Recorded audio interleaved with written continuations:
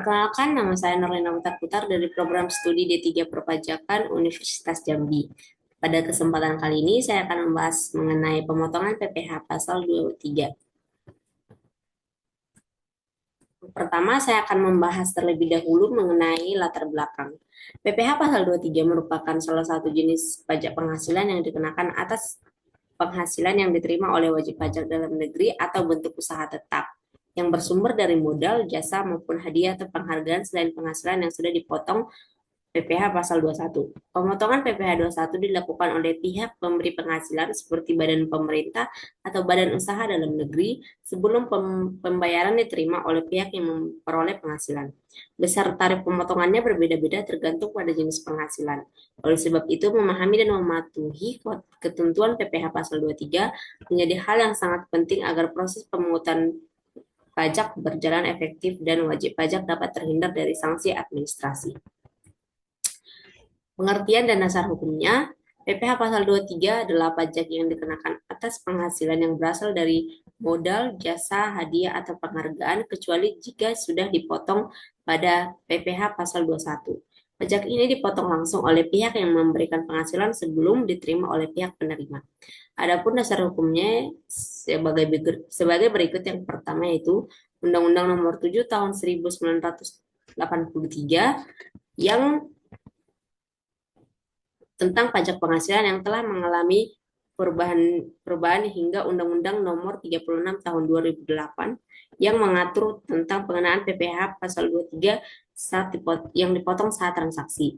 Yang kedua, Undang-Undang HPP Nomor 7 Tahun 2021, PMK Nomor 141 garing PMK 03 garing 2015 tentang jenis jasa lain, dan PMK Nomor 69 garing PMK 03 garing 2022 mengenai vintage dan P2P lending.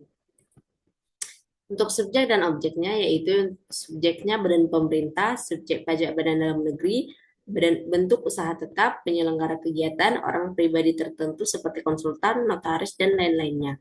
Untuk objeknya, dividen, bunga, royalti, hadiah atau penghargaan, sewa aset selain tanah atau bangunan, dan jasa teknik manajemen, konstruksi, konsultasi, dan juga jasa-jasa lainnya.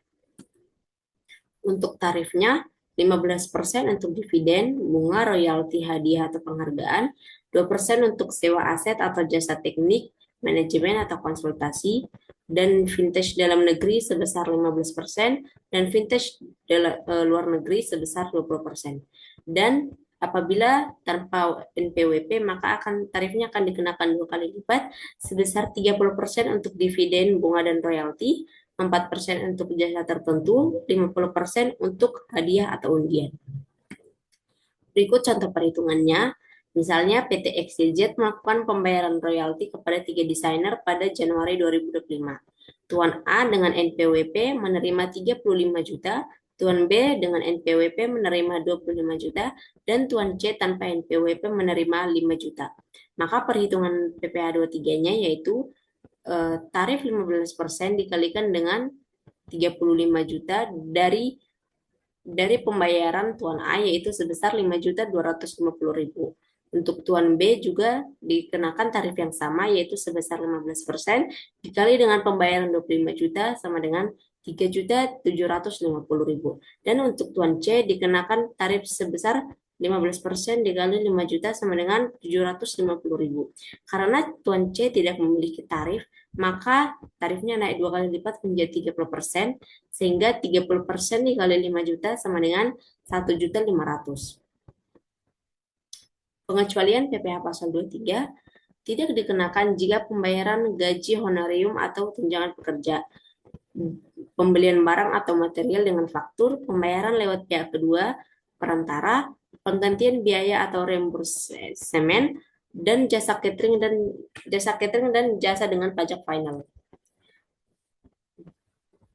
Kesimpulannya yaitu PPh pasal 23 adalah pajak yang dikenakan atas penghasilan yang berasal dari modal, jasa, serta hadiah atau penghargaan yang diterima oleh wajib pajak dalam negeri maupun bentuk usaha tetap. Pemotongan pajak ini dilakukan oleh pihak pemberi penghasilan sebagai bentuk kebijakan untuk menghasilkan pengumpulan pajak yang dilakukan secara efektif dan efisien. Besarnya tarif PPh pasal 23 bervariasi tergantung pada jenis penghasilannya. Secara umum, tarif sebesar 2% berlaku untuk jasa, 15% untuk dividen, bunga, royalti, dan sejenisnya, serta 10% untuk sewa tanah dan atau bangunan. Ketentuan tertentu juga diterapkan untuk menghindari pemajakan berganda dan menjadi kelancaran kegiatan usaha. Sekian yang bisa saya sampaikan. Terima kasih.